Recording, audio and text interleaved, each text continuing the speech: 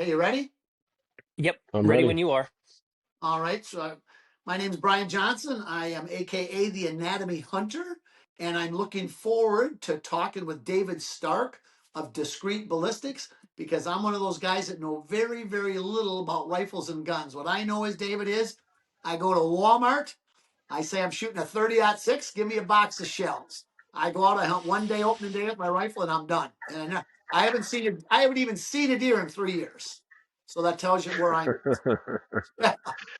Well, So thanks, Brian. My name's David Stark. I'm the president of Discreet Ballistics. We're a specialized ammunition manufacturer out of Sundance, Wyoming, and we focus on subsonic ammunition primarily. We do make some supersonic, normal ammo as well. But I'm really glad to have made the connection with you, Brian, a couple weeks ago. And I think we've got a lot to talk about when it comes to um, just break it down, just projectiles, whether it's a bullet or an arrow, and how they interact with living things. And it's something I think that gets overlooked a lot. So I'm really looking forward to our conversation. well, I'm looking forward to learning. So you're going to be having the conversation Cool. teaching me. So Well, I think it's going to go both ways. I'm pretty sure. well, I feel out of place. I was just to give you a little background. Yesterday at Thanksgiving, I went over to it's my daughter's father-in-law's house. We had Thanksgiving there, and these guys are like Gavin. They're into guns and bullets, and you get into this stuff just like with arrows. You get into weights of arrows and all the things. It gets into religion, as far as I'm concerned. You know, I get the gist of what it is. Sure. It's good for me. But this guy, they load all their own bullets. They get together and they argue about this and that, and so I told him we are going to be doing this podcast. I'd never heard of subsonic before, so my first thing, oh, subsonic. Well, that must be really fast. And of course, they all laughed at me. Subsonic, yeah. Well, I didn't know. It just I didn't know anything like this existed. But so he Yeah. actually took a rifle out right in his living room. We're eating turkey. Opened up a window, stuck it out, bang, and he Yep. shot it. And I go, well, that wasn't so quiet. And then he stuck out a little farther, and I said, "Oh, that's as loud as a 22." They go, "No, it wasn't." So then we started the religious argument about bullets and noises and stuff. But I know Yeah. this gentleman is into it. In just a little story in this, I was hunting with him years ago, and he shot a deer, and it was the biggest blood trail I have ever seen in my entire life. It's like more blood was on the ground than possible, and we never found that deer. And I Yeah. remember his brother arguing with him. I told him he shouldn't be using those bullets, and I didn't pay any attention because I wasn't into that at the time, which I'm not now. Hopefully, I will be. And so we'll see. So, because I've got a lot of interesting questions, like just to bring this up when we go down the road, so I don't forget. My son Jacob, who's setting this up, shot a deer that was broadside, and Randy, my brother-in-law, agrees with Gavin that this story's not true, but Jacob said it was. It was broadside. He shot it about 12 yards with a 308, a Corlock Remington standard bullet. The bullet went in through and took almost a 90, a 70-degree turn. I saw where the hole was in the diaphragm, where it went back and lodged right in front of the back leg. And nobody Yeah. has any explanation why that bullet would be it. In fact, Gavin and Randy both think, no, the deer was quartering at him at a strong angle, and that's why that happened. But Jacob is adamant that it wasn't. So what do you think, Well, David? bullets do strange things. I mean, they can do strange and unexpected things, and it's nice to kind of think that everything is just linear and predictable when it comes to a projectile, whether it's an arrow or bullets. So I think this is mostly the case with bullets. And when you have something going so fast, relatively speaking, and then it can hit hard tissue like bone or shoulder. Depending on the angle at which that angle of attack of the bullet, uh, it can deflect at very strange angles, an unexpected angle. So I'd like to say it's just kind of like, if you kind of look at a standard deviation of bullets, you have that major that average where the bullets kind of go where you expect them to, but then you have the long tails of the weird things of when they can get diverted to strange areas. It sounds like this is an instance where that may have happened. Well, here's another thing they brought up to me, which is really good for me to be able to talk to you, is they claim that bullets are designed to perform at certain distances. And Jacob shot this deer at 12 yards, and that actually was too close. His friend Cole shot a doe a few days later at about 120 yards, and the bullet went straight through and did more damage than his did at 12. Now, is there any Yeah. truth to that, or is that a wives' tale? No, there's some truth to that. So, essentially, hunting bullets are designed to have a certain operating window. And typically that is Is that a a technical velocity. term, David? Is that a technical term, operating window, or? Yeah. I mean, Yes. it's a term of art. Yeah, certainly. Okay. And so let's just take, for example, a third that 30-06 that you shot with a core lock bullet. Sorry, I have a whining Rhodesian Ridgeback next to me. Ernie, be quiet. Um, so let's just take that 30-06 core lock. What was the grain? What was that, about 180 100. grain? This was a 308, and it was Oh, a 150 grain. 150 grain 308. Okay, so that core lock bullet's been around for decades. It's fairly effective with good shot placement. Um, but one thing about that bullet is that it's dogs. Come on, get off the couch. Okay. One thing that that bullet has is, when it was designed, it's designed to expand at certain impact velocities. So let's say that that muzzle velocity with that one, you said it was a 150 grain. Yep. Um, let's say that was about a uh, uh, maybe 2,700 feet per second muzzle velocity. Now, when that bullet impacts a deer at, say, 120 yards, its impact velocity is probably closer to, I don't have a ballistics chart in front of me, but maybe about 2,400 feet per second. So it loses velocity in the span of its 120-yard flight. So these bullets are designed to expand within a certain velocity window. Now, a big problem in ammunition that was made 20, 30 years ago is those expansion operating windows tended to be fairly narrow. So what you'd have is you'd have people that would just, recognize that, and they would just kind of go bigger, use a bigger bullet and have more velocity and hope that it would expand. But you're kind of robbing Peter to pay Paul, because if you take it away from the top end, you're gonna have to get it on the bottom end. And so, what may have happened with this very close shot that you're referring to is, at 12 yards, that bullet was going so fast that it didn't even have time to expand within the body of the animal. Whereas the shot at 120 yards, it had slowed down to that expansion window where it was opening. Does that make sense? Uh I'm no. Okay. I'm trying. I'm trying. I just told my wife to try to get the bullet so I can show you, because Gavin was convinced that his bullet didn't mushroom, that it turned into a ball, and that's why he did it. So Turned into a ball. Hmm. yeah, round, and it's not going to fly as true as if it would have mushroomed. So we've got the bullet because it Oh, lodged right in okay. the front of the back leg. A lot of bullets, they go through and they hit the skin. Obviously, the Right. skin gets. I know as a taxidermist, you find a ton of bullets right inside the skin. That's super common. That's Right. what happened here. So we do have the bullet. He's convinced the Okay. deer had its head behind the tree. He had all the time in the world. He wasn't nervous. It was right there. He hit it perfect. But you could see where the bullet went in, and then it cut through the diaphragm past center, which means it didn't hit anything internally as far as skeletal structure to cause Yeah. it to turn. Uh, Gotcha. Well, what can happen also, Brian, is that a lot of bullets. I have some samples here. They require to impact the animal in a fairly perpendicular way. So if it's a glancing blow, or if there's not enough tissue that disrupts the opening mechanism of the bullet, it may not expand. So having kind of a square on impact really does, it can help expansion depending on the bullet design. I suppose if you hit the rib or don't hit the rib, that would That make a has a difference. That's a big effect as well. Yeah, I mean, and that goes into bullet construction as well.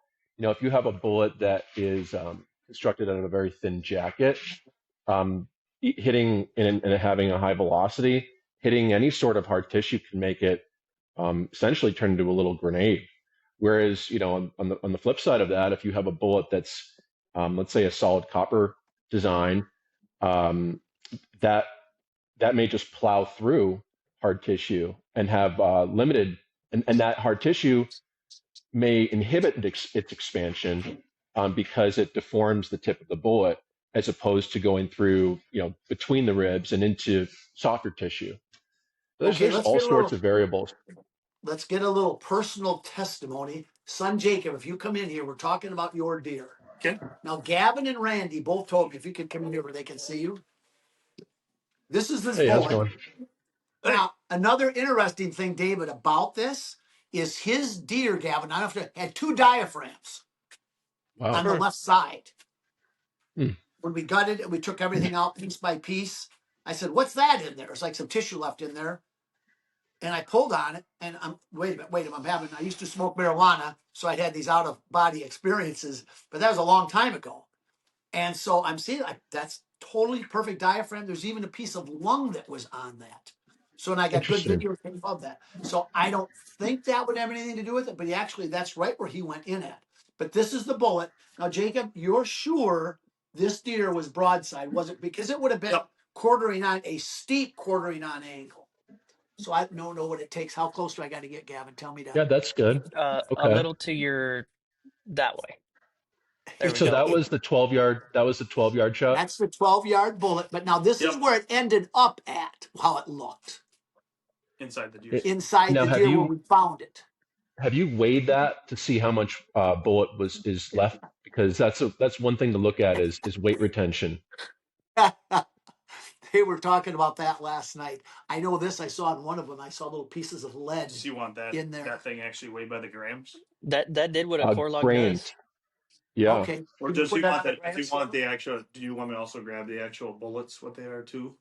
I suppose. Could you put this on a gram scale? Do you have it? Yeah, that should be a month. Okay. He's gonna. Well, if you have grains would be better than a gram scale. I don't know if you have one, what but we we have can is always a gram convert it. scale for weighing chemicals out. What's he needs for Okay. weight? I take it a grain is a smaller measurement than a gram. That's right. Yeah. As you can tell, how educated I am. I did not know that, but I'll make Gavin laugh when I say that. So because I'm showing my tongue. Yeah. You if you could get the box, whatever that is. Yeah, I can Because grab that. Yeah, See if I can. that's what I would. because to me, I don't think I'm gonna one get of that small. everything that I do, David, I've got different principles I base things on. As I know, I told you I'm a born again Christian, and I believe the Bible. And the Bible says it's, and this is quoted not right, perfect, but it's the glory of God to conceal a matter, the wisdom of kings to search it out. So my deal is, I look at it as I'm a reporter, and I'm trying to delve into, and a researcher to try to answer questions. And the fact that Jacob shot this makes it very interesting how this is. But I mean, to me, Gavin, I don't know what a mushroom is supposed to look like, but it looks good to me. You can see a bunch of pieces fragmented off it. You can see that. Yep. Yeah. So,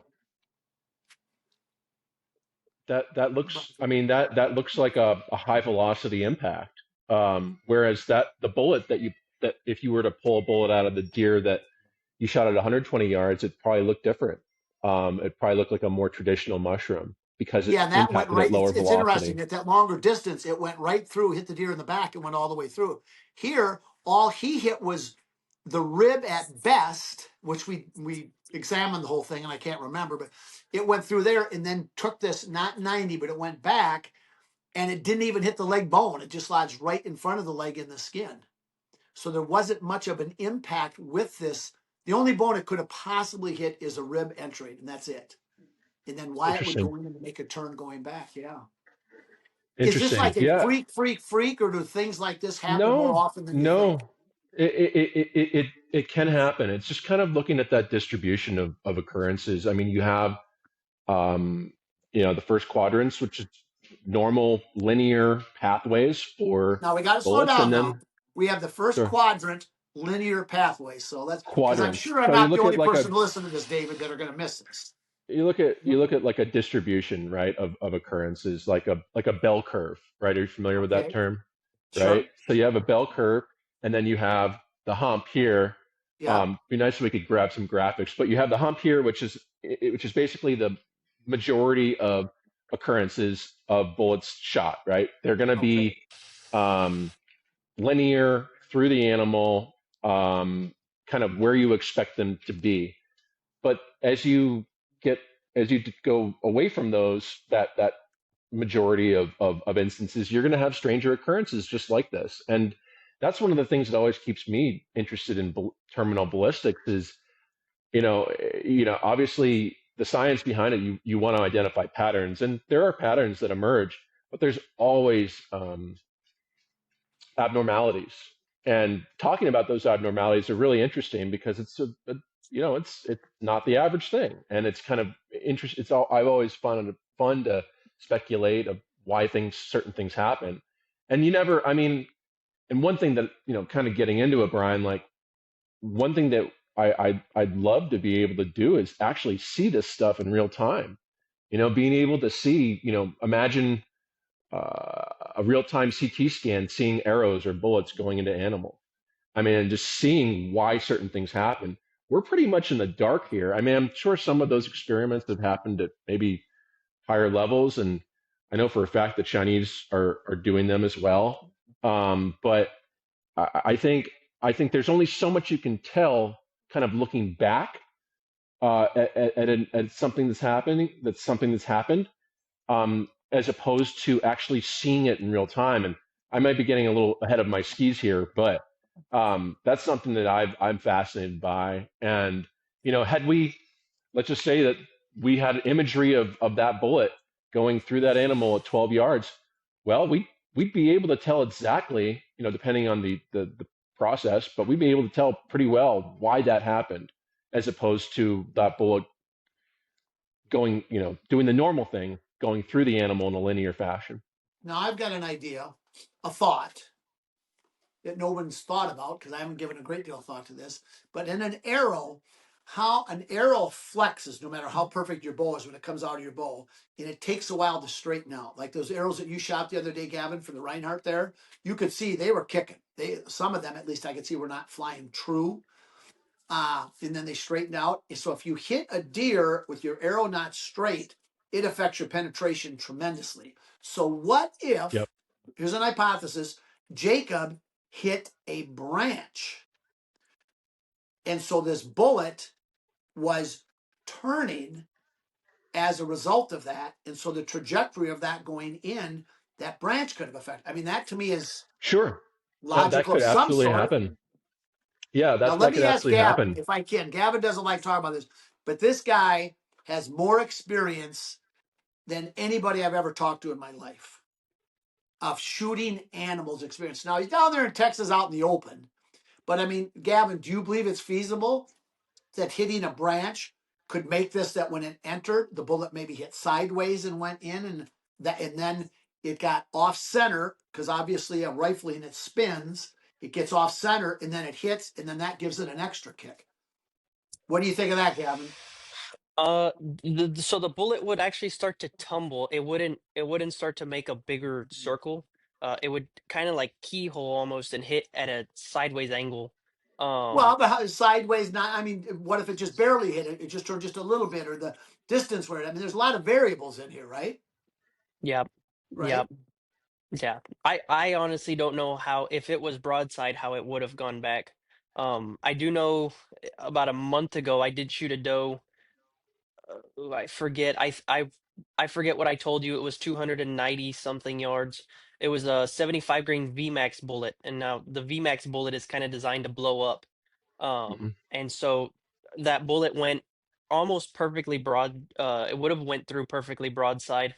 The majority of what's left, which wasn't much of that bullet, I think it was 20. I did weigh it was like 26 grains. That was touching the seventh rib on the other side.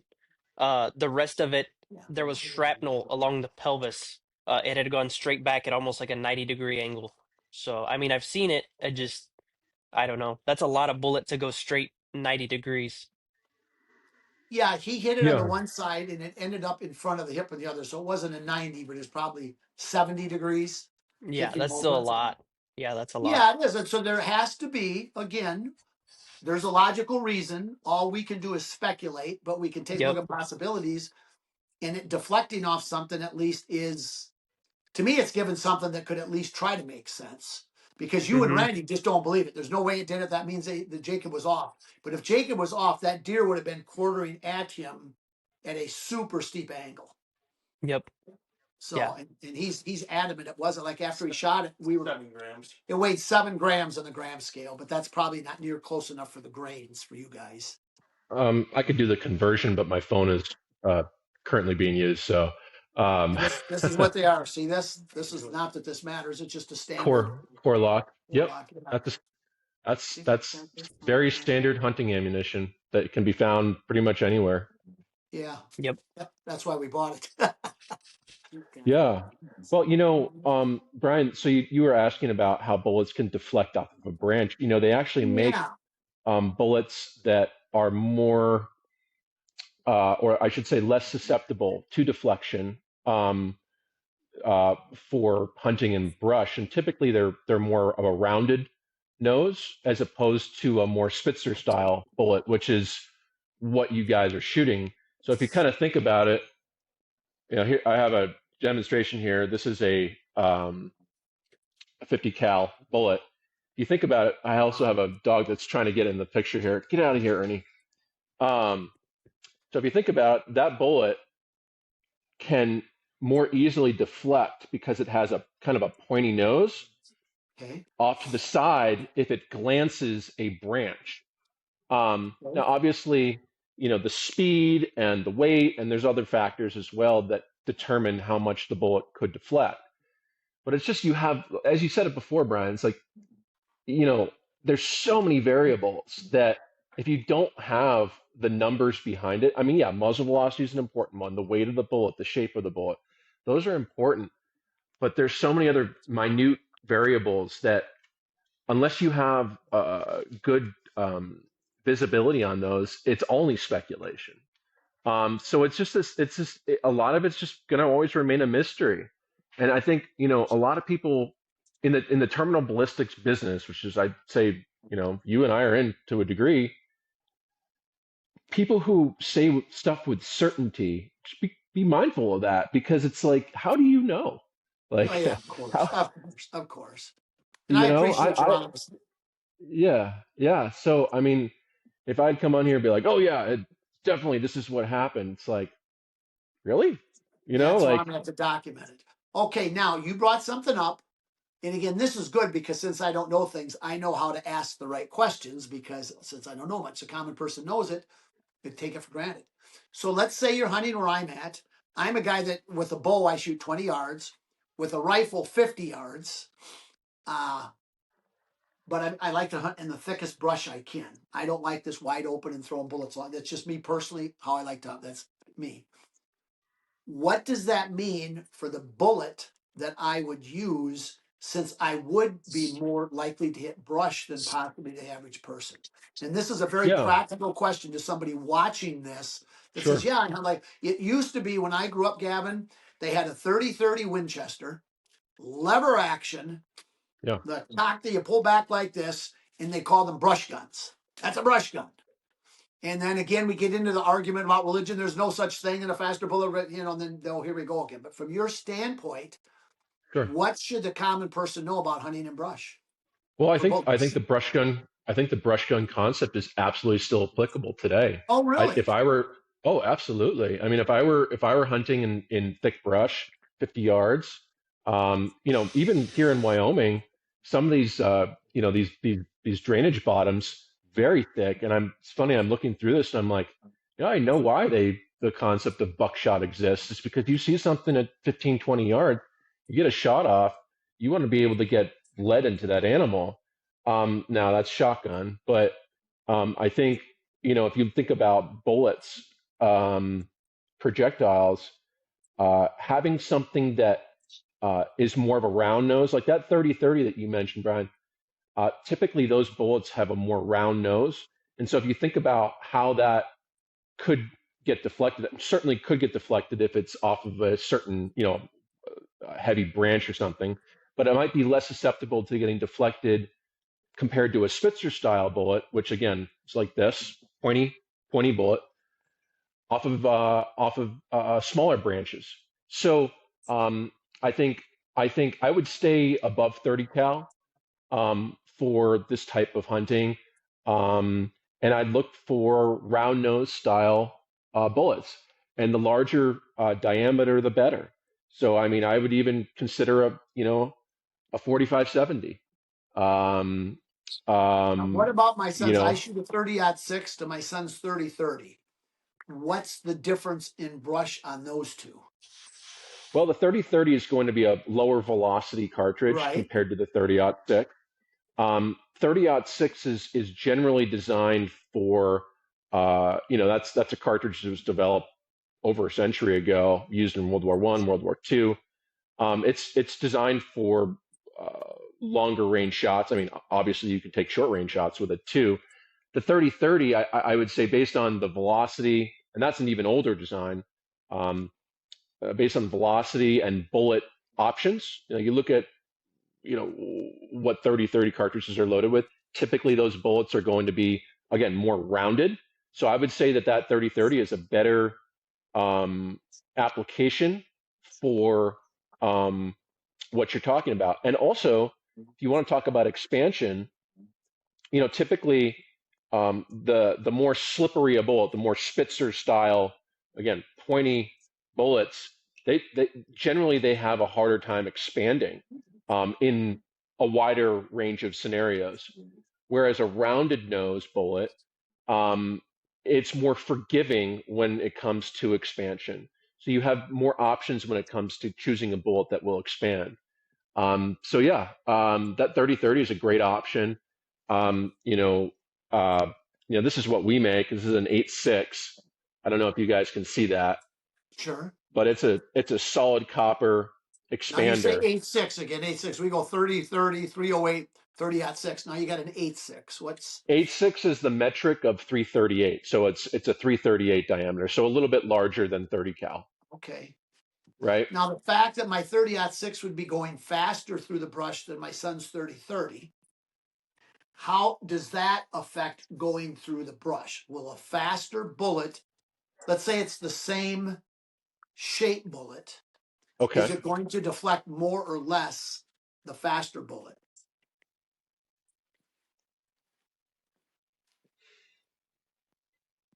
I don't know. It's an interesting question. See, I got you. It's one thing, Gavin, I can ask questions. May not know the answer, but I can ask questions. Yeah. It's if you have a controlled, so let's say you have a highly controlled experiment in a lab setting, and that's basically what you need to do, and then you need to make it repeatable. So the questions you're asking is a really good question, Brian. But it's not like you can just go out into the field and say, hey, that branch looks about the same as the other branch. Let's shoot that and do a scientific test. It doesn't work like that. You need to go into a lab, controlled setting, and repeat the process in order to come to conclusions. Whether that's been done or not, it probably has. Um, my gut tells me that a bullet that's going faster might deflect further off the axis, its original axis. But again, until see an actual lab experiment in a controlled setting, you know anybody can say whatever and speculate. So Okay, what about the next? Here's another thing also that I heard is people use slug gun shotguns sure, because they're really a brush gun and they'll blow right through brush. You don't have to pay any attention to it. yeah, In theory, if you're talking about a round nose goes through, doesn't deflect as much. To me, I'm seeing it as leverage. The longer something is, the harder it is to make it steer straight. So if it's more round shape, it's not going to hit something and deflect off it the way it's because of the leverage of the. I don't know if leverage is the right word, but turning like this. So yeah. Slug guns are great brush guns. I mean, that's just basically taking that concept we were just talking about between the 30 and the 30-06 and maximizing it because you have I mean, it's basically a 1 ounce slug. So it's 400 and what is it, or like 70 grains, very heavy projectile. It's shaped in a way where it's almost like a cylindrical shape. right? So the deflection of that, I mean, not to say that it couldn't deflect, but you had so much momentum when its shape, its weight, its velocity. And these slugs, some of these slugs, you know, a 3 inch slug or 3.5 inch slug, 1 ounce slug, they're going, I don't know, 1,500 feet per second, depending on the barrel length. It's going to take a lot to deflect something like that. Whereas if you have, again, Okay. a shape like this, it glances a branch, even if it's going fast, it can deflect. Um, so yeah, slug guns are great for a purpose like what you're talking about. Now, would I want to shoot a deer in a cornfield at 175 yards with a slug gun? Probably not. Has it been done? Sure, I'm sure it has. Um, but you know that slug gun is would be a good option. Although they're very loud, and I like quiet stuff. So I mean, your mileage may vary. What should the attitude of the hunter be when they see a deer? It's going to go away. There's one opening between the trees that'll stop the bullet, but there's brush between. I'm looking out my window right now. Everything's covered with snow here. What should the attitude be as far as shooting through that brush? That's a really good question. Are they starving? You know, I'll give you an answer to that. If you're a guy like me, like I said, I haven't seen a deer in 3 years. Well, just to go back on it, I never hunted last year. That's why I didn't see any. I generally hunt opening day. I want to get away from people. If I don't see deer, I don't like seeing deer run. I don't like seeing orange. So if I got to go hide to be myself for a day, that's what I like to do.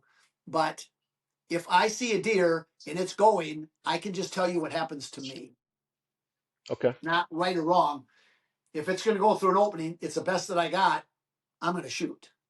Yeah, I And think a I'm lot of not guys saying me as would. the anatomy hunter, am I practicing what I'm preaching, all this since I've started this? I got to look in the mirror a lot. But I'm just telling you, when you get very few opportunities, you take them when you get them. That's I reality. That doesn't make it yeah. right. Well, I mean, I probably count myself in the same camp as well.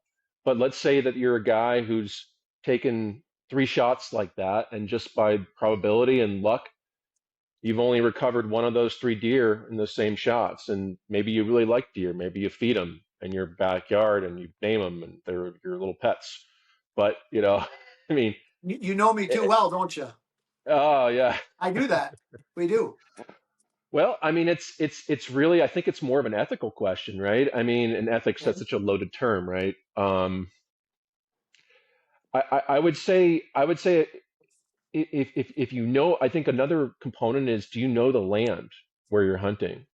Is this a new place where if that deer runs off into the brush 50 yards, let's say it has a big hole in its lungs and it lays down 50 yards in the brush and thick brush, do you know the land enough to recover that animal? That's another, I think, a big factor in your hypothetical question. Um, so are you going to be able to recover this animal?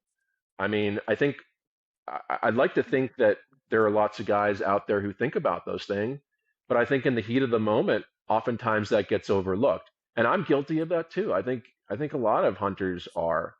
Um, so I would say, you know, if you have a bullet that's designed for the area where you're hunting, say heavy brush.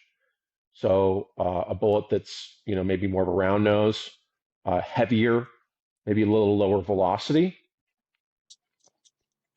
and you have an opening at 50 yards, and you have a good shot, and that animal's not moving very much. Sure, but let's say that animal moves, you know, in a little, you know, moves 5 feet. And instead of an opening, you have a bunch of small branches in the way of in between the muzzle and the animal. I'm probably not taking that shot with whatever firearm I have. Now, if I'm starving and it's, the, let's say, I'm in Wyoming and we've been out of power for 2 weeks, and, I need to feed my family. Yeah, maybe I'm taking that shot because it would necessitate that. So I think it's there's kind of a number of different answers to the question, but generally speaking, excuse me, generally speaking, I'm taking that shot as you described it. Oh, by the way, Jacob weighed this bullet, and it was, what did you come up with? Got it. And He put it on this. He converted the grains from the grams, converted from Yeah. grams to grains. yeah, 7 grams is 108.027. Okay, so it lost about a third of its mass. It did. Is that a Yeah. lot? That's a lot, I take it. Yeah, I would say that's a lot. I mean, again, it really depends on where that bullet's hitting. I mean, and the construction of that bullet. The core lock, again, is a very old design. So that doesn't mean that it's bad. It's just it's kind of a catch-all bullet. It's the bullet that the guy he needs to grab some hunting ammunition for the new season because he ran out last season. He grabs it off the shelf. It's kind of the do-all cartridge. Now there are other bullets out there that in the same, it's hard to say the same, but in a very similar set of circumstances as the shot may have held together more and retained more mass. Or there's bullets like what Gavin talked about, the VMAX, that probably there'd be nothing left in a shot like that. But now the fact that the only bone he possibly could have hit was a rib, the fact that he lost a third of the weight of this, is that surprising? Or is that just the way these bullets perform? They're always going to lose about a third. That's about average. I don't have a huge amount of experience with the core lock bullets. What's your gut What feeling? I would say it's not surprising. I mean, not. no, I'd call that within the operating window. And you got to think about it too. Like Remington's been making that bullet, I don't know, 60 years. It's a very old design. So, and probably millions of deer have been shot with not just that 150 grain bullet, but just core lock bullets in general. So you would think that Remington over all these years, if there was something inherently wrong with that bullet, would have addressed it. I don't think it's a super high performing bullet, like, shameless plug here, like what we do. But it has a track record. Well, if you made this, who you are, David Stark, Discreet Ballistics, if you were to make this for my son here, Mm-hmm. in other words, you're top end, you're the best that money can buy, right? That's the business that you're in with bullets, to be the best there is. Correct? Yeah. That's what Gavin Correct. told me, why I want to work with you, because this guy is into it. He's the man. Would your bullet have held together 100% of its weight, or a little more, or what would the difference be? Well, we have what we do primarily is subsonic, so it's a completely different realm. But we do load some supersonic rounds, which would be comparable to that 308. So we have a 167 grain machine solid copper projectile that's designed for supersonic applications, similar to that 30-06. So only 17 grains heavier, which is relatively small amount. That bullet being solid copper likely would have held together much better than that core lock, because copper is it's a stronger material than lead. I mean, lead is very soft. And it's used in bullets because it's very dense. But you put a copper jacket around it, but that copper jacket gets compromised, and it exposes the very soft lead material, and it does what you think it does. It kind of morphs its shape and everything.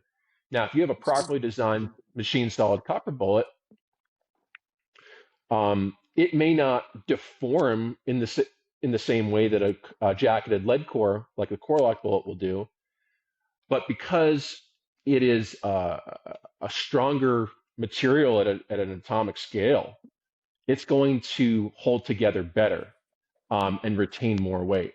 And that's why there's been a big shift to copper bullets and also bonded lead bullets as well. I don't think the core lock's a bonded bullet, but bonded bullets are a whole other subject, where it's kind of like, some people say it's kind of the best of both worlds between a solid copper, the weight retention of a solid copper, and then the expansion properties of a jacketed lead core bullet.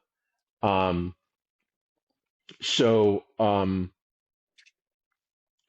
of got off track here. What was your question again, I'd Brian? like to ask I'd like to ask to me a logical question from a business standpoint. Sure. Since I brought up the deal about how I hunt in thicker brush, I want to have a bigger bullet if I can for more power to go through. But if that Sure. makes it deflect more and more pointed, that's not good.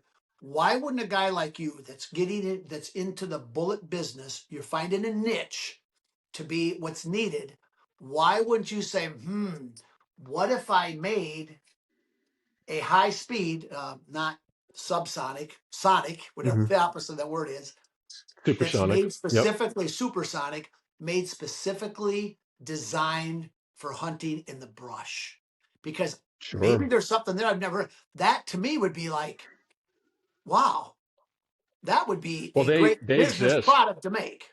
They No, exist. I mean, generally, I've never seen it. brush Well, you're not guns. going to see it at Walmart. No, you're not going to see it at Walmart. You'll see other things at Walmart though. Well, you But see these Corlock, Remington Corlock and Winchester, whatever Winchester has. They're the well, I mean, equivalent I of it, think I suppose. you look at a brush gun, and it's a good Yeah. question. And not to say that these bullets, these rounds don't exist. You look at a brush gun like that 30-30, you know, Winchester, right? Model 94. That's a very lightweight gun. You start putting really powerful rounds into a gun like that, heavy bullets going fast, you're gonna have a lot of recoil. And in a brush gun situation with a lever action, oftentimes you want to get more than one shot off. And if you have a very powerful gun, Okay. um, let's say like a 45-70, there are 45-70 lever guns which I think kind of fit the bill. What you're talking about, they're not going super fast, but they're a very heavy projectile. Um, Oftentimes if you have a lot of recoil, and you're not a bigger guy, you're not really well versed with a particular rifle, it would be really hard. It's going to be really hard to get a follow-up shot because you're focused on containing that But recoil. what about just the design of the projectile itself? Oh, sure. I mean, you take the Yeah. I same mean, shell, but you're going to make a shorter, stockier one, better it material, exists. something We that's going have to be one. designed for brush. Yeah, we So if have I one. went to a There's store, yeah, Yeah. I mean, I think also, Brian, like, you know, there are plenty of guys who hunt like this, um, in the brush, but I think, you say, well, you can't find it at Walmart. Well, because a lot of, the I don't want to throw out numbers, but 75% of guys at Walmart, they're hunting over feeders probably. They get their ammo, and they're blind, and they drink their beer, and they wait for the deer to come in, and they tag out and take the picture, and then they now go wait a back minute. to work. We're in Wisconsin. We're Packer fans. We don't hunt like that. That broad brush is the Packers beat the Lions yesterday. So no, no, no, no, no.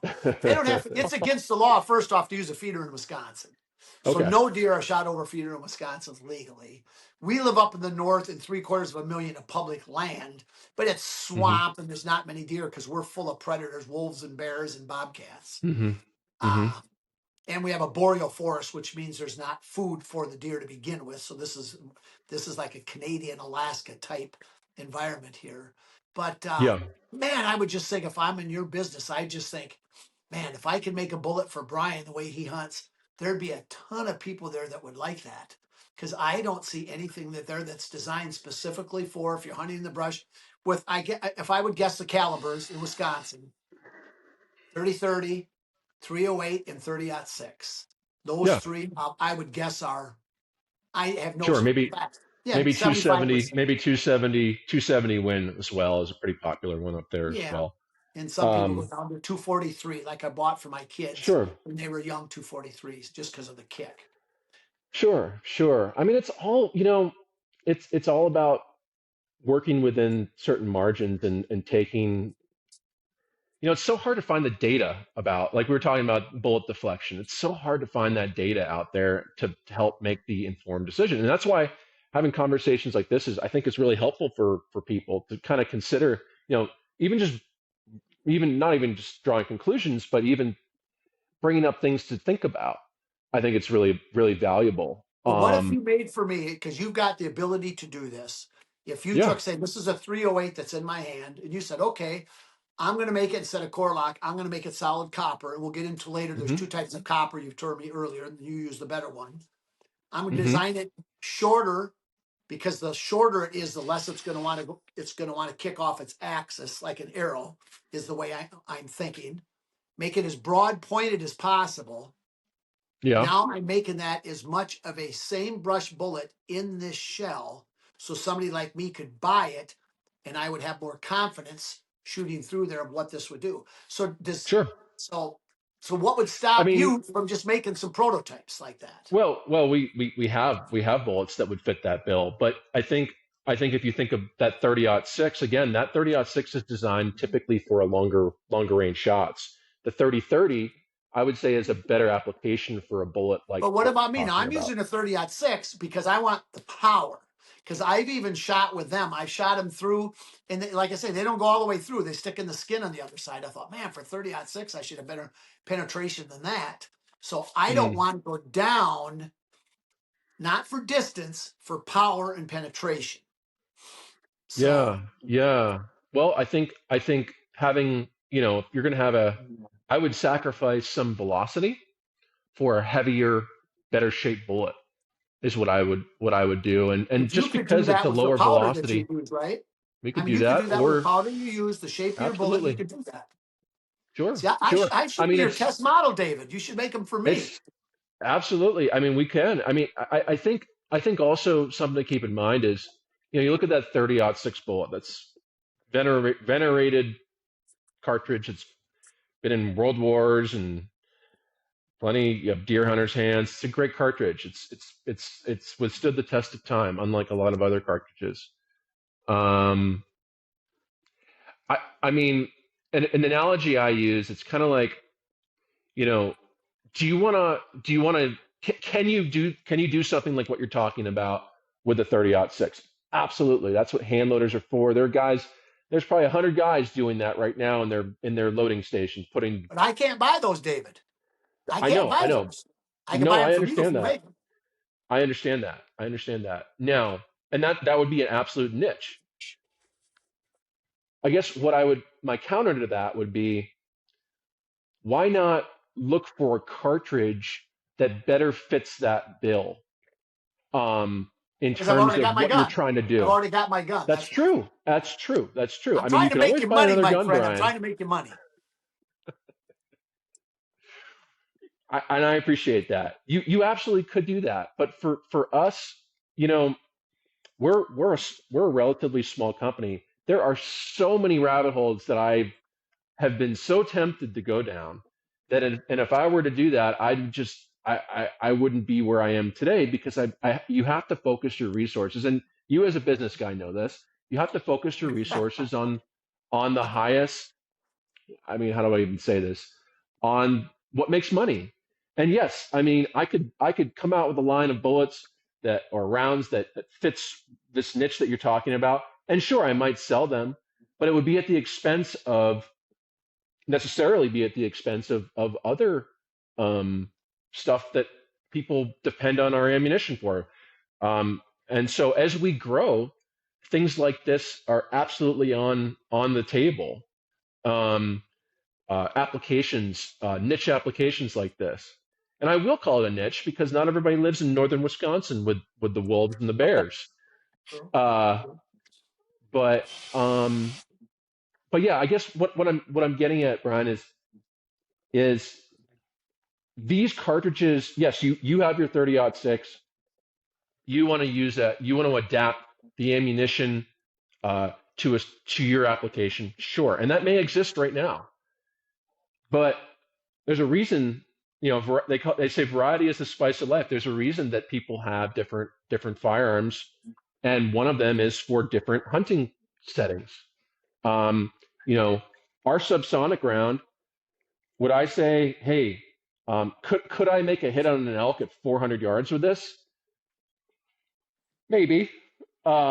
Depends on the wind. It depends on how stationary the elk is. But it's not the best application. I have a 300 PRC for that. So that's why and I'm sure Gavin would agree. as the other gunner here. You're outgunned, Brian. We've got gunners That's versus all archery right. guys. That's all right. I'm just a question guy anyway. Um, you know, could I make it happen? Yes, but why not use a firearm that's more applicable for a firearm and cartridge combination that's more applicable for the hunting that you're trying to do. But there's always room for, again, niche products, and they exist and they often sell well. So I will take that into consideration for sure. I mean, certainly 30-06. It's one thing I will say about 30-06 in subsonic. A lot of guys have sent me emails saying, "Hey, can you make a? I've got a 30-06 rifle, and I see what you're doing on Instagram. I love it. Can you make a subsonic 30-06?" And my answer is, no, unfortunately, because that 30-06 case is so large, and with subsonic, you have to reduce the powder volume so much to keep it subsonic that you could literally change the velocity of the bullet based on the angle with which you're aiming, because the powder will be up against the bullet versus the powder, if you're aiming at an upward angle, the powder will be up against the primer. So can you do it? Yes, but it's just not the best application for it. All right. I'd like to ask Gavin what he thinks about all this because his mind's spinning and he doesn't want to say anything. What's going through your mind, Gavin? Well, for one, to make a subsonic 30-06 would be a lot more expensive than making a subsonic 300 blackout. Well, I'm not talking Just subsonic. I'm talking about for my gun, regular supersonic, but one that's going to be more brush friendly. okay. Pretty Um, simple. so I guess to ask you a question, if David were to make you this bullet, how many boxes would you buy for the rest of your life? Well, since I'm not It'd a be good shot, one. he'd get more use out of me sighting the bullets I used to sight it in. Since I haven't seen a deer in 3 years, how can I answer this in a way that's going to make him want to make one? He's not. Yeah, no, you've got me there. You've got me Yeah. there. So I guess David's right on the money. It would be hard for him to make you something like that. Or I guess people that want that same thing as you, and put it on a production line for people that would hardly ever buy it. So Well, now that's remember, you're both of you now are presupposing that because you're using me as the example and knowing you've got me backed into a corner that I can't argue. But as I told you, Gavin, I'm very good at debating. So uh-huh. let's take a look at somebody else that's got a 30-06. They're going to the store and they just had a bullet deflect. They didn't like the results and they want to look and think, what could I buy that would be better for shooting through the brush with the present gun that I have? And then you find the right people that do shoot a lot of bullets. And then you deal with the people like me that can be an influencer for wanting to kill animals. So then I would come out and say, hey, there's a reason to use this bullet versus this bullet because you're going to wound less animal and you're going to kill more. So that's where the anatomy hunter in me comes out, not the dummy guy that doesn't know about guns, but about not wanting to cripple animals. So that would be a Yeah. reason to push that bullet. And then, Mr. Gavin, instead of me saying, how many would you use, Brian? It would be, well, how many could David sell with the influence that the anatomy hunter has? Now, Gavin, we've turned the argument around and I got you both smiling because I know how to Yeah. debate them. Right? Yeah. Right? Yeah. Yeah. All you got So to do is convince me you give me a bullet that I can buy to put in my gun and shoot that's going to go through the brush and perform better than what I buy at Walmart. I don't want to buy it. Well, mm, Brian, we've got an opening for a machine loader. You want to move to Sundance and start making them? Well, I tell you what, if I was younger, the experience of hunting elk, there's nothing in the world Yeah, like hunting elk during the rut, in my opinion. But this last year, yeah, I was 69 and I found out my knees don't have it anymore. I'm going to give it what yeah. I got, though. I hate to give up, but yeah. Well, Brian, you brought up a really good point. sorry to drive you It, crazy, David. no, not at all. I love this conversation. This is great. Um, you said the word crippling. You want to make sure there are fewer crippled animals. And Yes. I think when Yes. you and I talked a couple weeks ago, just on the phone before I had to jump off and go to jujitsu. I think I had focused. We talked about that, fewer crippled animals, and I think ultimately, as long as you're not a sadistic person, you want to make sure you don't cripple animals. I mean, sure, there's obviously people out there who are psychopaths who don't care or maybe take joy in that, but the average hunter doesn't want to cripple an animal or feels bad if they do. Now, have I shot at an animal that crippled that I didn't recover? Yeah, and I think if you spend enough time in the field and as a hunter, that's going to happen. Just through the law of probabilities. Maybe there are guys out there. There's probably a guy out there listening to this. Oh, that's never happened to me. That's great. That's that's wonderful. But you can do all the right stuff. You can have the right cartridge. You can practice. You can have the Sure. right gear, and it can still happen. And yeah, and you're going to beat yourself up over it. It sucks. But ultimately, I think what these conversations like we're having and what I'd like to see come out of them is fewer crippled animals. And if that means there's some knowledge, there's a little tidbit of knowledge that gets transferred to the guy who's watching. Maybe he thinks, oh, maybe I should change the ammunition I'm choosing, or maybe I don't want to take that shot through heavy brush or whatever. That's a win in my book. Again, fewer crippled animals, fewer depressed hunters, really. So I think I guess where I'm going with this is, um, talking about these things about I guess centering on fewer crippled animals. It might seem like, well, that's just either cliche or it goes without saying, but I think you look at the concept of first principles. That should be the first principle of a hunter's is am I doing the right things to reduce the chance of crippling an animal and having and am I doing enough to make sure that I have a good chance of a successful hunt? And I think Well, that transcends both archery and rifle yeah. hunting. I'm sorry to not let a dead dog lie, but the dog's still alive, so he's not dead Okay. yet. I'm going to give you an example that happened to me related to this. We had a spot behind our house where we hunted, this little pocket up on top of flowage, and the deer would come. You got all these open woods, and it's just a little tiny area, but there'd always be deer holed up in there. And so we knew how to, instead of making a big drive or they yell and the push the deer, you just send somebody up there very slow so the deer hear them and they sneak out ahead. And I did this to Cole last year, and he missed it as buck there. Well, I was up there and I had a spike buck 20 yards away. Right there, 30-06, bam. He did the mule kick. The old theory is you shoot him in the heart, they do the mule kick. I got him. We followed him forever. We never got him. I mean, it was not a big wound. And again, we look back now, and at that time we thought he was in real thick brush, which about everything is around here. And my bullet deflected. I only had a piece go into him. Now, again, we don't know.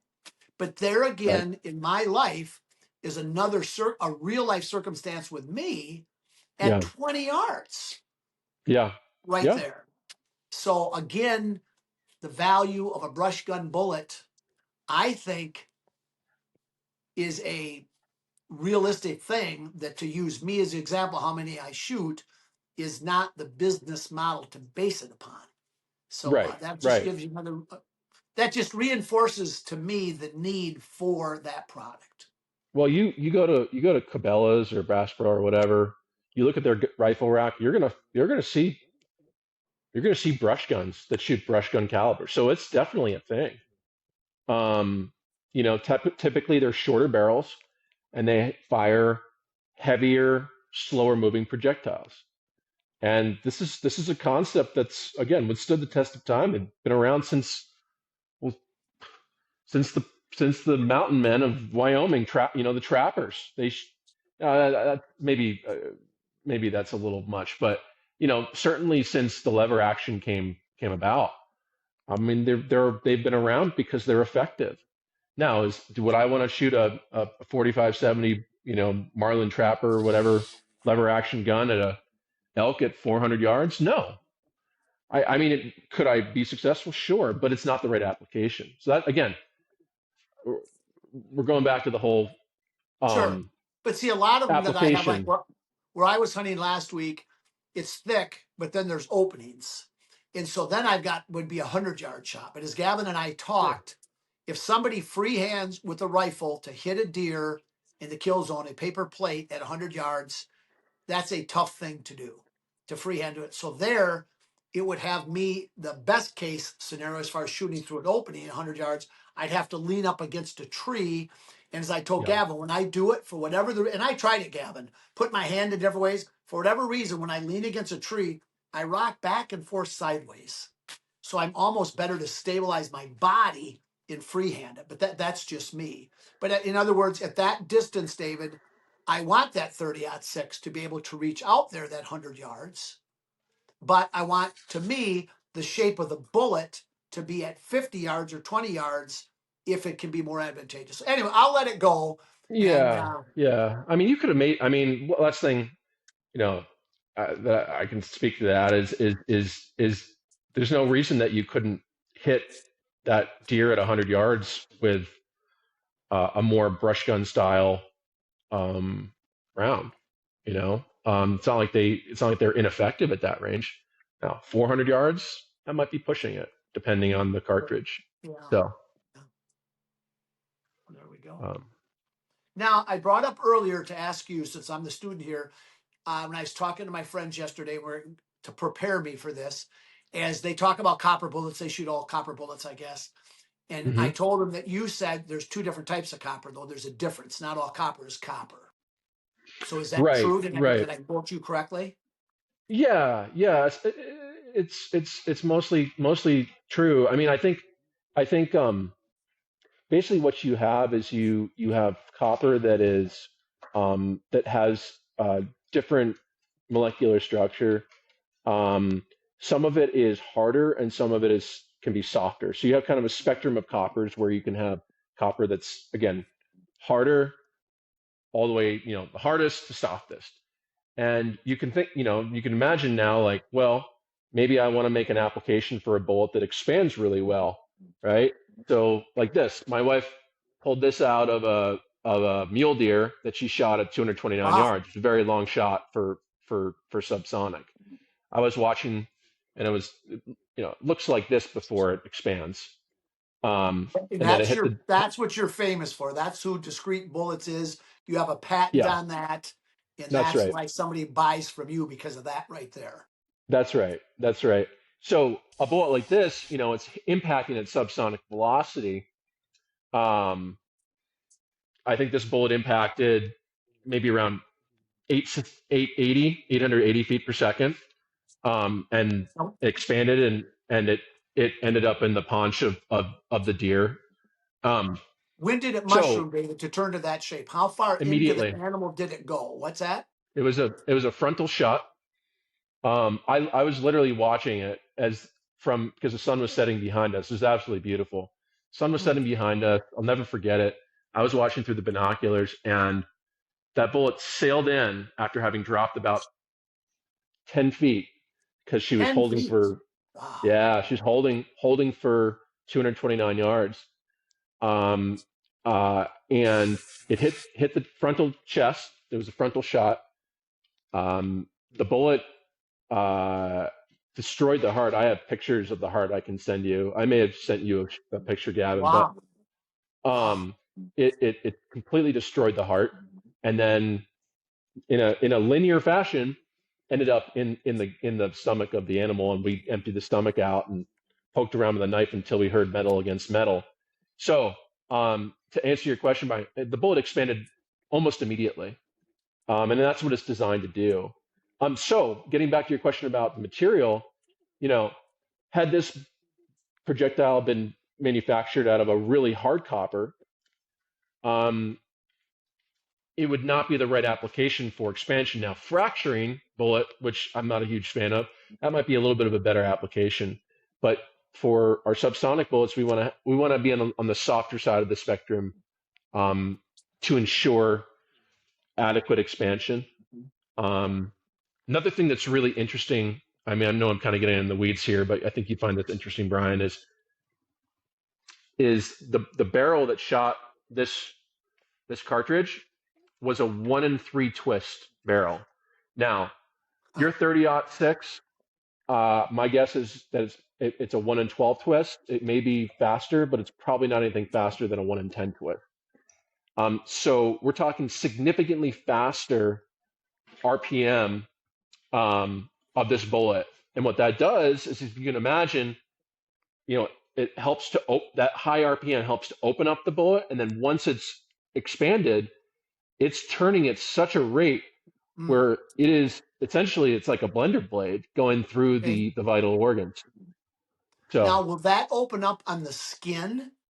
What does it take to open it? Like when they take an arrow on yeah, broadheads, David, that they measure the pounds of force. They'll hit it through a piece of cardboard, a watermelon.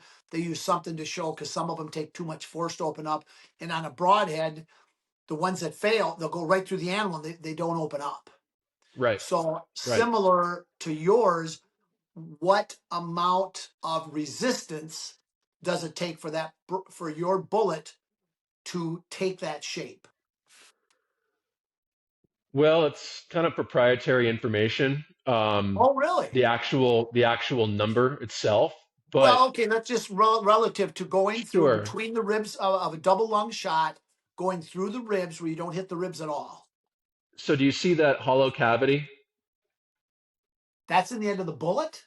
That's the bullet. Yeah. Oh, So okay, that's a okay, cavity. So if you can kind of visualize it, that there's a hollow cavity in the bullet, right? So okay. once that cavity fills up with tissue, whether it's bone or skin or muscle or whatever, that forces the bullet to expand. There are cuts here And you're talking without along the hitting bullet. bone. You said tissue. Oh yeah, So absolutely. your bullet is not going to go, because here would be the concern I would have.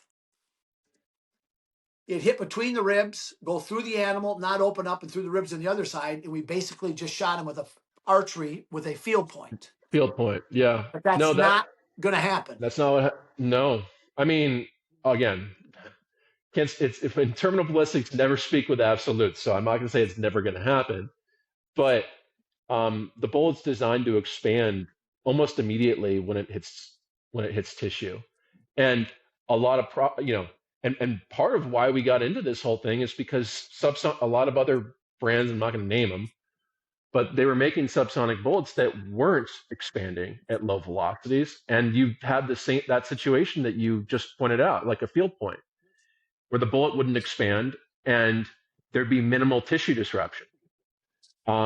Something like this, That's unbelievable. I mean, yeah, I if mean, it still continues to spin. They do, but I don't know if you've seen the ballistic gel tests they do on single bevel broadheads. They're opposite bevels, so the arrow is spinning. They move, what is it, Gavin? They go maybe through a deer. They might go a A full quarter of a revolution. turn. Oh, I don't think they get near a full. I think it's only a quarter revolution, isn't it? I don't think it's much. Uh, It's not a, much. I a, think. a deer's about 16 inches wide rib cage from Nah, less than that. Yeah. less than that. Okay, Oh so yeah. then yeah, A foot. probably. I'm just using the ballistic gel. Maybe if into the tissue of a lung, maybe there's less resistance of ballistic gel, and so the spin's going to go on there.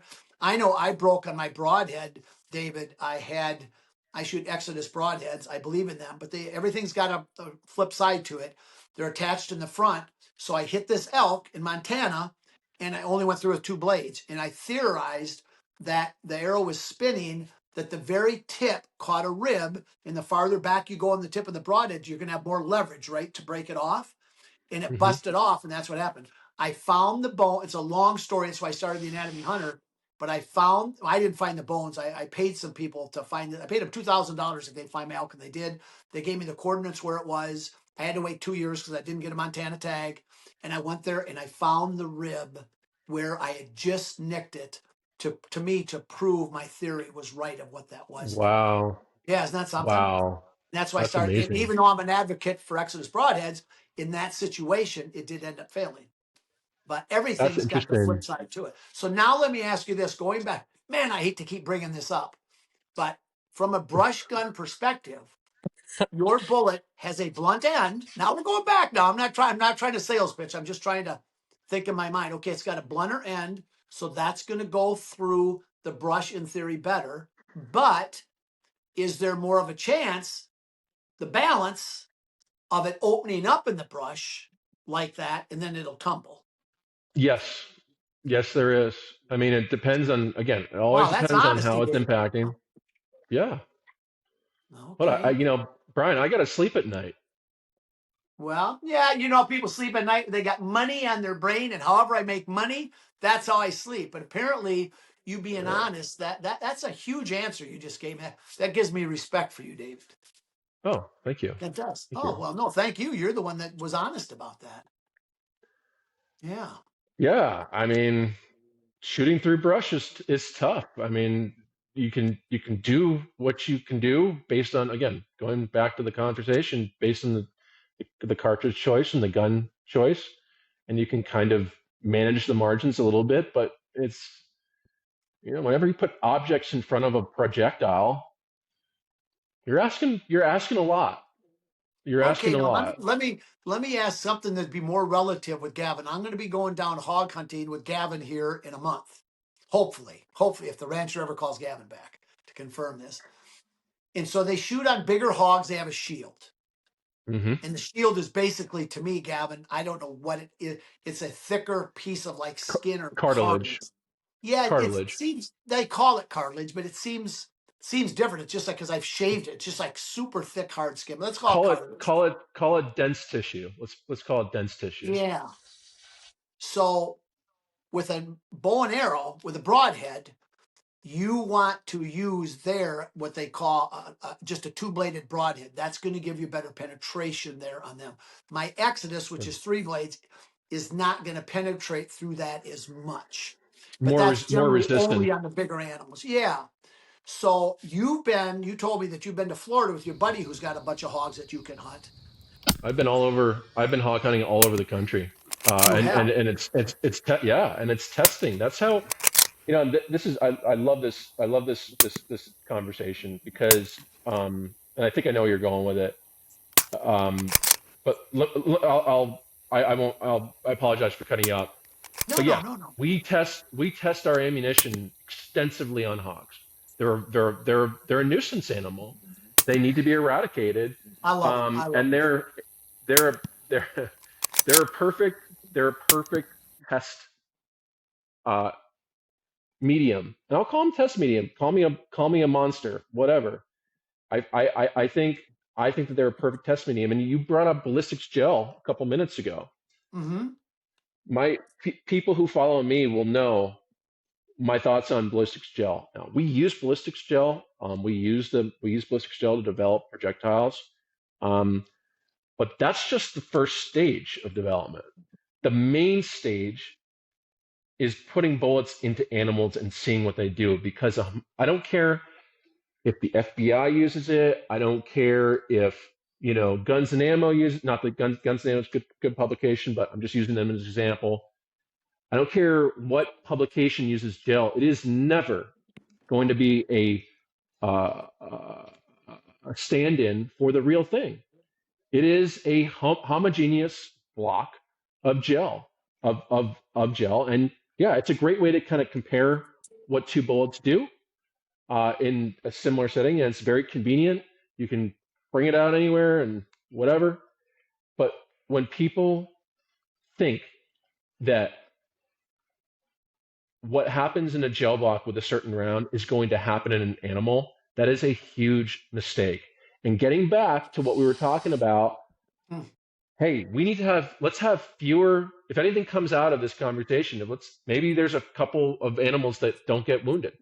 Great.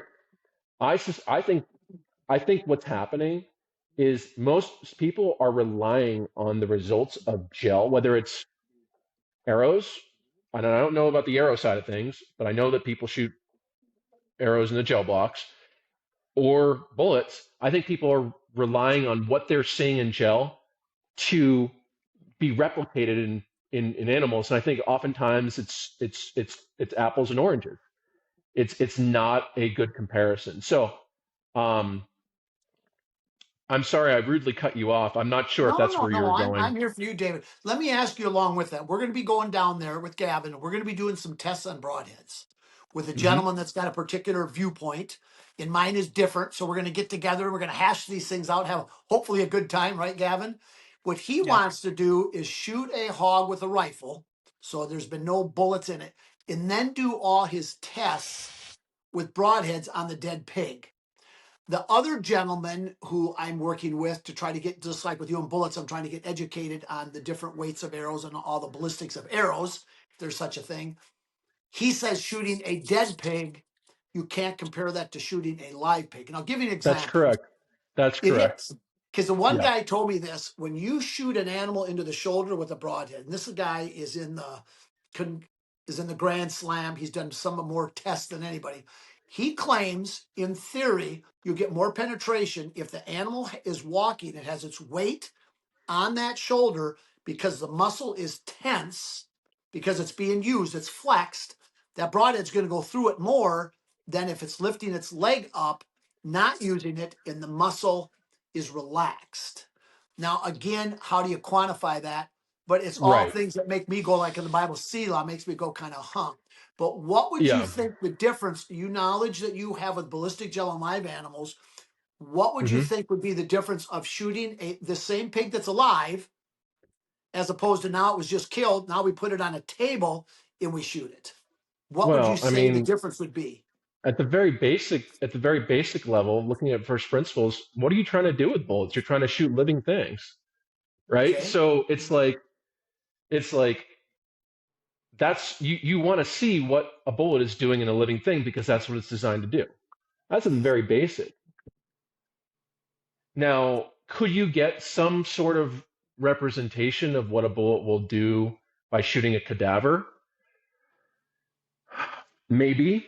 But here's the thing, like, as you know, you've taken apart enough animals. Like, animals are living, obviously, but systems, right? And you have blood pressure. So let's say you shoot a Hmm. dead animal that has no blood pressure.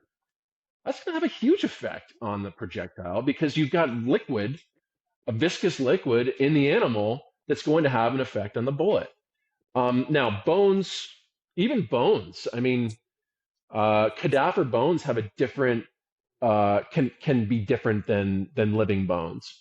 So they might have a different density. Although I'd say that bones would probably be um, something that would be more similar between a dead and a living animal. But yeah, like you're saying, muscle, whether that muscle is filled with blood or whether it's contracted or whatever, that's going to have an effect. And so it's like, going back to that ballistics gel. I mean, yeah, ballistics gel is supposed to be um, ballistic gel is supposed to mimic muscle tissue in a hog. So you shoot a hog's ass, it's going to be very similar to the density of ballistic gel. Fine. I don't know how many people are shooting hogs in the ass intentionally, but that's just a known thing. Dr. Martin Fackler correlated those two things. He's that's a whole other conversation. But um, so um, I, I would say the the best thing to do in your situation is to shoot living hogs, just plenty of them, and just get close enough to them. You're probably going to be hunting over feeders, I'm assuming. So the dinner bell goes off. They all go to the feeder. You have a blind. Let's get the blind as close as possible, and just get behind the shoulder shots, and try to get a statistical significance, which is going to be hard. But I would say try to get five. Try to get five animals that are, you're shooting the same broadhead, same velocity. You're getting them in roughly the same area. Take them apart and try to come to some conclusions. You got to limit the sample size, the experiment. Come to some conclusions and be like, hey, this looks like. And I don't even know if you can come to conclusions, but you can start to recognize some patterns. That would be, if you're asking me, that would be how I would Okay. do it. Well, what we're looking for, David, is in the archery industry, broadheads are just a huge, huge, huge, huge controversial thing between Yeah. expandables and fixed and all the different ones. So Gavin had some friends down there that were going to come there and hunt. So we all were going to try to shoot them with different broadheads to be able to. In the gentleman that we're going to be doing shooting the dead animal with, quote unquote, he has his own broadheads that he makes. So he's wanting to show how they penetrate more. So let me Well, ask in you that about. case, well, let me just one thing on that, Brian. Yeah. Well, in that case, maybe the thing to do would be shoot 15 hogs. Let's say you have 3 different style of broadheads. Shoot 5 hogs with each, and that's a pretty good data set right there. Honestly, like you could really tell a lot. On you could. I mean, obviously, the more data, the better. But you'd be able to tell a lot. I know it could get expensive, because these ranches have to make money. But one thing I've always done when I've gone hawk hunting, and the places I won't even say hunting, testing. A lot of these guys who run these ranches are kind of like us. They're fascinated by terminal ballistics, and a lot of times they'll be like, yeah, like maybe give me some ammo or whatever, and shoot as many hogs as you want. That's been my experience, and I think, I guess what I'm getting at is the larger the data set, the better, and that's Sure. Well, let me yeah, ask you. Let's go back to your bullets because we're down there. Uh, when it comes to broadheads, David, here's the thing. All of them, they always say if you make the perfect shot, it doesn't matter what you use. We know this, all that stuff. The question is the broadhead, how it performs when you make a marginal shot. yeah, I yeah, categorize broadheads in 2 categories. One, if you're shooting forward in the animal where you can hit the shoulder bones, you need a setup that's designed for bones if you miss where you're shooting. If you shoot back farther on the animal, the fear is that you hit more in the guts. So you need a broadhead that's going to cut a bigger hole and going to penetrate through there. So where right, you aim determines your. That's my anatomy hunter philosophy on that. So taking that to David Stark's bullet going through the shield of a pig right behind the shoulder. Now you have penetration and opening up right off the bat before it gets in there, versus you shoot back farther and you end up hitting them there in the stomach, but you've got that mm. great big projectile there. What is your knowledge of the results of your bullet hitting these pigs in those 2 different spots? Yeah, vitals all the way. I mean, you really want to be able to get a vital shot. Hogs are tough animals. You shoot them in the gut, they're gonna they're I mean they'll probably die of infection, but they could live a couple days. I mean, I'm sure Gavin has Will your experienced that. bullet I will your mean, bullet penetrate through the animal? Will you have an exit hole on them if you go through just the it straight stomach? it So you'll depends. I have two mean, holes yeah, I mean it generally. depends. It depends on how large the animal is, but generally yes. Um, you know, with deer, for example, uh, depending on the size of the animal, if it's a large buck, I mean, we've got some large bucks here in Wyoming.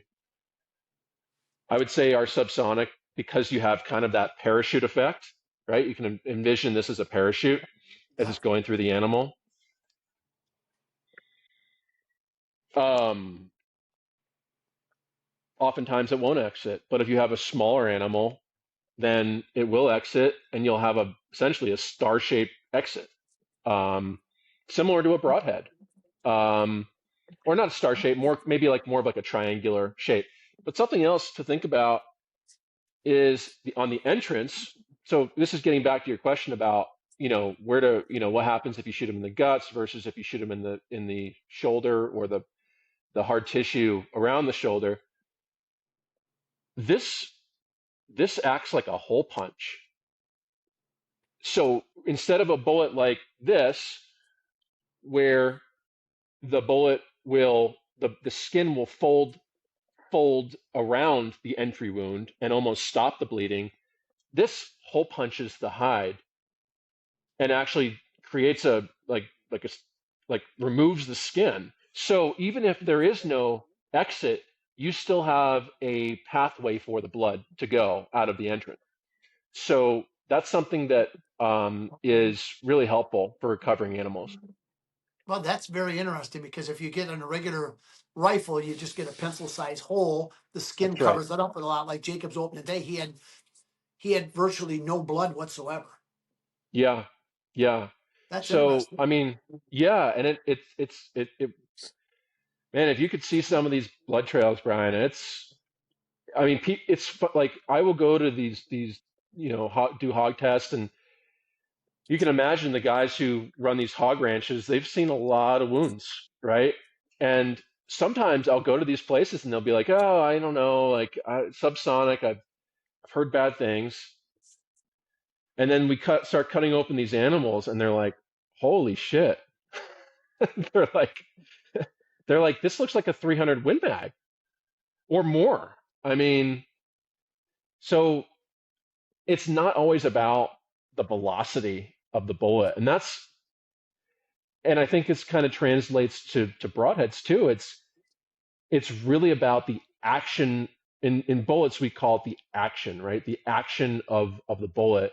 Now I think a fixed broadhead, you don't really have action because it's fixed, but maybe in a mechanical broadhead there's maybe more of a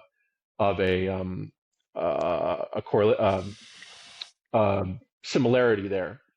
But the action of the bullet is so important to wounding. Again, people, the argument is always, oh, well, it really depends on where you shoot them. Well, sure, that's probably the most important part. But like you're saying, things happen and marginal shots happen. So you want to have a bullet that can perform, maybe, take this for example, you shoot the animal a little bit far back on the broadside. Well, maybe it's spinning so fast, it has a chance to clip the back of the lung. Well, that's a vital, in my book, that's a vital shot, right? Whereas if you have a bullet that doesn't expand and it hits in that same spot, maybe it's not hitting the lung and the animal lives, animal gets eaten alive by coyotes. So yeah, I think it's an important point you bring up, and that is you want to have a bullet that can perform even with marginal shots because bad things happen. The animals can move at the last second. Especially with archery and especially with subsonic, because the projectiles are going slow. So the animal, time of flight, we were talking about a subsonic bullet at 300 yards. You could have the stars aligned. You could have the most consistent muzzle velocity, the best, Delta Force trained sniper.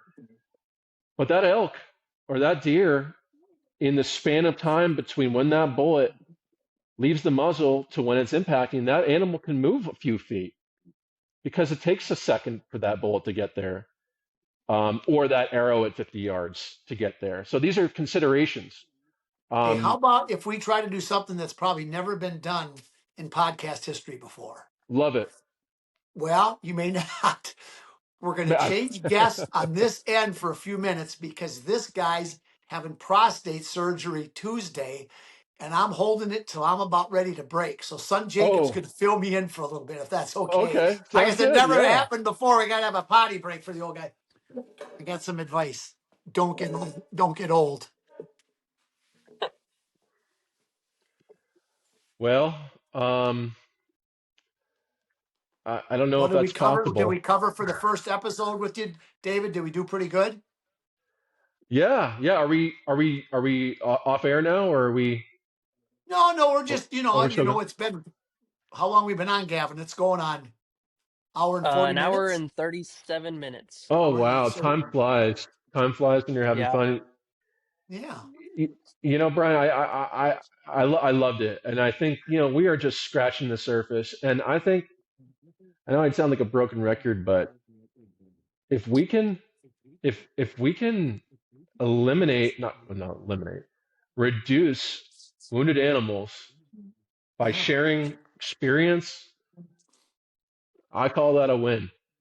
Seriously, I mean, guys get on these podcasts and they're not hunting podcasts, and all they're doing, and it's entertaining, but they're talking about their hunts and their successes and everything, and maybe they're even talking about their failures, although I think they probably talk about their failures a lot less. And it's a lot of times it's just one big bragging thing, and whatever, it's they tell the story they're in Tajikistan or whatever, and that's cool, and But I think getting into the nitty gritty of what projectiles are doing in animals, whether it's a arrow or a bullet, I think that is so valuable, and I think that that doesn't really exist right now. So I would love to do this again and dive even deeper. You know, Well, let's I'll get tell in. you what, David, you are Yeah, setting the stage for something, my friend. Do you know what that is? what's that? If you would come to Texas with Gavin and I here in about the middle of January, there's going to be another expert there like you, except into arrows Mm-hmm. and broadheads. And like I say, we disagree, which is good because we're going to bring out information from different sides. I'm going to bring my deer down there. So we're going to have the anatomy of that to go by. We're going to see if Gavin's got some ideas about shooting a doe whitetail that we can have there. And we're going to a pig ranch, which is not hunting, it's a canned shoot. And I Yeah. got to pay for them. But the guy's giving me a deal where we're going to shoot quite a few of them. I'm going to try to bring the meat back home because to me, these pigs that everybody hates, to me, I just absolutely love them, and I think their meat's the best there is. We're gonna, Yeah. by the way, And David, we'll take a canner down there. I'm gonna can some pork from these pigs, and I'm gonna give it to Gavin so he can see how good it is. I got to force people to eat it. Oh, I'm not gonna eat that stuff. It's delicious. But anyway, then we'd have a chance if you were there to actually take something shot with an arrow and shot with your different bullets and shot in different places, and we would get to see together, and you'd get to see. It'd be a great experience for I you. would love that. I would love that. Let's get the details on that. I mean, it is it is our elk season goes till January 31st. So if we don't get fill our tags before then, Oh, you is could this fly in and out just for 2 days. And maybe Gavin, if you twist his arm, maybe if you want, he could take you out coyote hunting. You know, um yeah. So, but yeah, well, I mean, we could probably talk for hours here, but I think it's I been think we about already two have. hours. Yeah, we have. Yeah. It's been over 2 hours, and Yeah. um, I just want to thank you guys so much for putting this together. It's. I think it went better than expected for me at least, and Well, good. I'm glad you. um, I want to thank Gavin. Without Gavin, it wouldn't happen. right. So Gavin's Thank the you, one Gavin. to get the credit. Yeah. I'm sure if you follow me on the Anatomy Hunter, you share my passion about wanting hunters to be able to kill more deer and wound less. For you to be able to help me, you could send me your videos to theanatomyhunter.org and you'll find a place that'll say perfect the shot and all the instructions are there. Thank you very much.